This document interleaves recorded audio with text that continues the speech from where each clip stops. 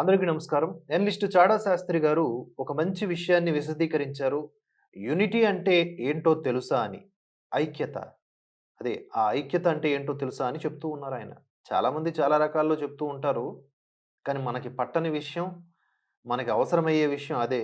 సరే ఈ మొత్తం అనాలిసిస్ నేను ఒకసారి చదివి వినిపిస్తాను. ఆ తర్వాత మీ ఒపీనియన్‌ని కామెంట్స్ రూపంలో తెలియజేయండి. శివసేన పార్టీ వ్యవస్థాపకుడు బాలాసాహెబ్ మరియు ప్రస్తుత శివసేన అధ్యక్షుడు ఉద్ధవ్ ఠాక్రే 2019 వరకు వాళ్ళని దశాబ్దాలుగా ఎంత విమర్శించినా, వారిపై విపరీతమైన ద్వేషం పెరిగేలా ఉపన్యాసాలు ఇచ్చి వారిని ఇబ్బంది పెట్టినా, అవన్నీ మరిచిపోయి పక్కన పెట్టేసి, వాళ్ళు అంటే ఎవరో మీరే రిమైండ్ జేసుకోండి.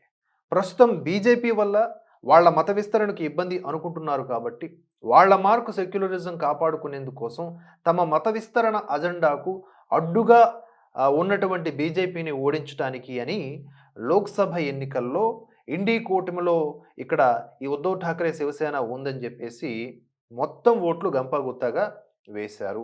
ఇక తెలంగాణ విషయానికొస్తే 10 సంవత్సరాలు వాళ్ళని నెత్తిన పెట్టుకొని, వాళ్ళ మీద ఈగ వాలకుండా చేసి, వాళ్ళ ఓట్ల కోసం వాళ్ళ మెప్పు పొందడానికని జెప్పేసి తాను అనుసరిస్తున్న హిందూ ధర్మాన్ని కూడా అంటే తోటి హిందువుల్ని బొందుగాళ్ళు అని పిలిచి కూడా వాళ్ళ ఓట్ల కోసం ఎంత హీనంగా సాగిలపడ్డారో అవన్నీ మనం చూసాం.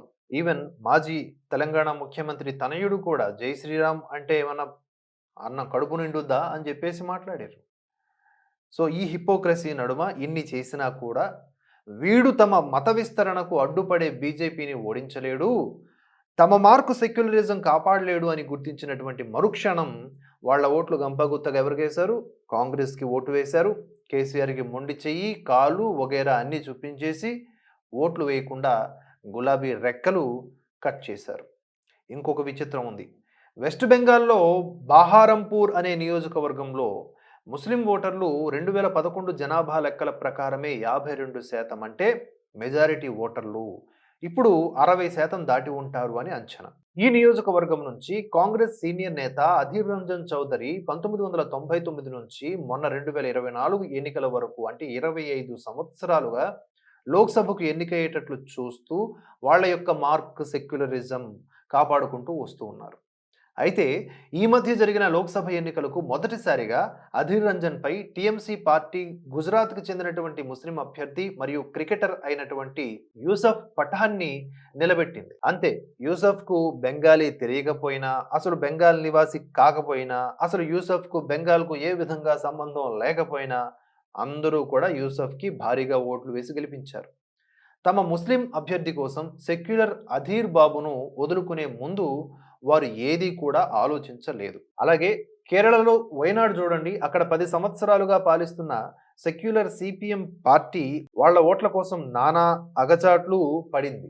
ఈ కమ్యూనిస్టులకు జాతీయ స్థాయిలో బీజేపీని ఎదుర్కొనే శక్తి లేదు. అందువల్ల జాతీయ స్థాయిలో వాళ్ళు చచ్చినట్లు ఎలాగైనా సరే కాంగ్రెస్‌తో జతకట్టాల్సిందే అని అర్థం చేసుకొని మరో సెక్యులర్ పార్టీ సిపిఐ పార్టీ ముఖ్య నేత రాజా భార్య పోటీలో ఉన్నా కూడా ఆ సిపిఐ పార్టీని కాదని తమ ఓట్లు చీలి బీజేపీ లాభపడకూడదు అని రాహుల్ గాంధీకి గంపగుత్తగా ఓటు వేసి గెలిపించారు. ఇది సెక్యులరిజం వాస్తవికత అంటున్నారు చాడా శాస్త్రి గారు. తమ మత విస్తరణకు ఎవరికి ఓటు వెయ్యాలి అనే వాళ్ళ ఎరుక అనేది ఇక్కడ మనం గమనించాలి.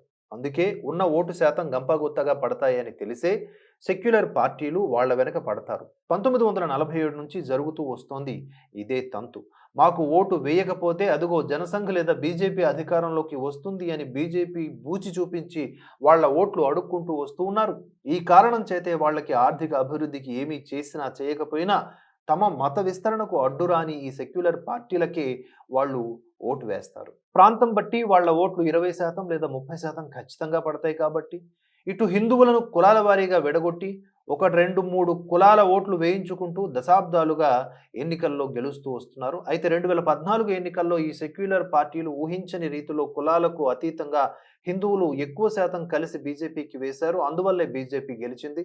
2019లో కూడా అభివృద్ధి మరియు ఈ హిందువుల ఐక్య ఓటు బీజేపీకి ఘన విజయం సాధించి పెట్టాయి. ఇది చూసి మళ్ళీ వాళ్ళ తరహా సెక్యులరిజం దేశంలో వెల్లివిరియాలి అంటే హిందువులను ఇంకా ముక్కలు చెక్కలుగా విడగొట్టడమే ఏకైక మార్గమని సెక్యులర్ మేధావులంతా కలిసి తీర్మానించేసి హిందువులలో కుల విభజన జరగాలి అంటే కుల గణాంకాల ఆధారంగా జనాభా లెక్కలు తీయాలి అంటూ ప్రతిపాదన చేసి తమ ముఠా నాయకుడు రాహుల్కు ఆ బాధ్యతను అప్పజెప్పారు. పాత ఓటు ఫార్ములా అదే. ముస్లిం ఓట్లు గంపగుత్తగా కొట్టు, హిందువులను కులాలుగా విడగొట్టి కొన్ని కులాల ముక్కల ఓట్లను కొల్లగొట్టి అధికారంలోకి వచ్చి అధికారం అనుభవించు.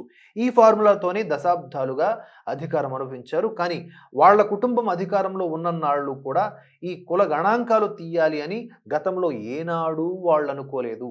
కానీ ఎప్పుడైతే అధికారానికి ఆ కుటుంబం దూరమైందో అప్పటి నుంచి వాళ్ళ మైనారిటీ ఓటు బ్యాంకు నిర్లజ్జగా ఏకీకృతం చేసుకుంటూ హిందువుల ఓట్లను కులాలుగా విడగొట్టి కులాల ఓటు బ్యాంకులను సృష్టించుకోవాలనే కుట్ర ఊపందుకుంది. దాని పర్యవసానమే 2024 ఎన్నికల్లో బీజేపీకి సీట్లు తగ్గడానికి గల కారణం. 2024 ఎన్నికల్లో ముస్లింలు ఓట్లు వేసిన విధానాన్ని ఒకసారి చూడండి. హిందువులు ఇక్కడే కళ్ళు తెరుచుకోవాల్సిన అవసరం ఉంది. ఇండియా టుడే ప్రకటించినటువంటి లెక్కల ప్రకారం మొత్తం ముస్లిం ఓట్లలో 80% ఓట్లు ఇండీ కూటమికి, అందులో 38% ఓట్లు కాంగ్రెస్కి, మిగతా 42% ఇండీ కూటమిలో మిగతా పార్టీలకు పడ్డాయి. ఇంకా మిగిలిన 20% ముస్లిం ఓట్లు ఇండీ కూటమిలో లేని, బీజేపీ కూటమిలో లేని పార్టీలకు పడ్డాయి. అన్నట్లు 2019తో పోలిస్తే కాంగ్రెస్కి 5% ముస్లిం ఓట్లు పెరగ్గా ఇండీ కూటమిలో మిగతా పార్టీలకు 23% పెరిగాయి.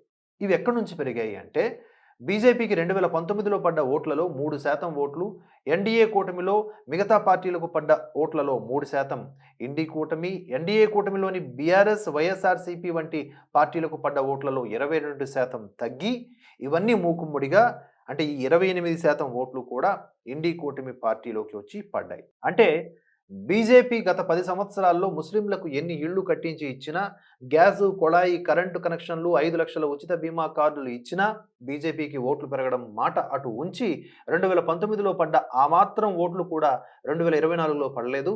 కారణం వాళ్లలో అన్నిటికంటే తమ మతం ముఖ్యం అనేలాగా నూరిపోసేటటువంటి ఆ రాజకీయ నాయకులు, మత పెద్దలు ఉండటం. దాని ఆధారంగానే వాళ్ళు ఓట్లు వేస్తున్నారు అనేది చాడా శాస్త్రి గారి విశ్లేషణ. మీకు ఒక ఉదాహరణ, ప్రస్తుతం ఉత్తరప్రదేశ్లో ఒక గ్రామంలో 100% ముస్లిం ఓట్లు ఉన్నాయి. అక్కడ ప్రధానమంత్రి ఆవాస్ యోజన పథకం క్రింద 532 ఇళ్లు ముస్లింలకు ఇవ్వబడ్డాయి. కానీ విచిత్రంగా అక్కడ బీజేపీ అభ్యర్థికి ఒక్క ఓటు కూడా రాలేదు. ఈ ఓటింగ్ సరళి చూస్తే ఏదో ఆషామాషిగా యాదృచ్ఛికంగా జరిగింది అనేది అనుకోరాదు. ప్రతి ఓటరుకి ఆ నియోజకవర్గంలో మనకి ఉన్న ఆ ఓట్లు ఎవరికి వేస్తే బీజేపీని అడ్డుకోగలము అనే ఒక అవగాహన ఖచ్చితంగా ఉంది. అందుకే దేశం మొత్తం మీద ఒకే సరళి ఓటింగ్ జరిగి ఏ కూటమికి చెందినటువంటి బీఆర్ఎస్, వైఎస్ఆర్సీపీ వంటి పులుసులో ముక్క సెక్యులర్ పార్టీలు తుడిచిపెట్టుకుపోయాయి. దీన్ని బట్టి బీజేపీ తన ఎన్నికల వ్యూహాన్ని మార్చుకోవాలి. హర్యానాలో గ్రౌండ్ లెవెల్లో అదే జరిగింది. రేపు జరగబోయే మహారాష్ట్ర ఎన్నికల్లో కూడా అటువంటి వ్యూహమే అనుసరించాలి. కానీ మా సెక్యులర్ హిందూ ఫ్రెండ్ దేశంలో సెక్యులరిజం రక్షించడానికి మతతత్వ బీజేపీకి ఓటు వేయడు, కానీ అదే వాళ్ళ సెక్యులర్ ఫ్రెండ్ తమ మతాన్ని పెంచుకోవడానికి మతతత్వ శివసేనకు ఓటు వేస్తాడు. ఇదంతా నేను చదవడం ద్వారా విన్నవారు ఎవరైతే ఉన్నారో మీ అందరికీ కూడా అర్థం చేసుకున్న వాళ్ళకి అర్థం చేసుకున్నంత. చివర్లో ఆయన ఇచ్చిన లైన్ ఏంటంటే బాటెంగేతో కాటెంగే, అంతే. అప్డేట్స్ కోసం చూస్తూనే ఉండండి భరతవర్ష. జై హింద్, జై భారత్.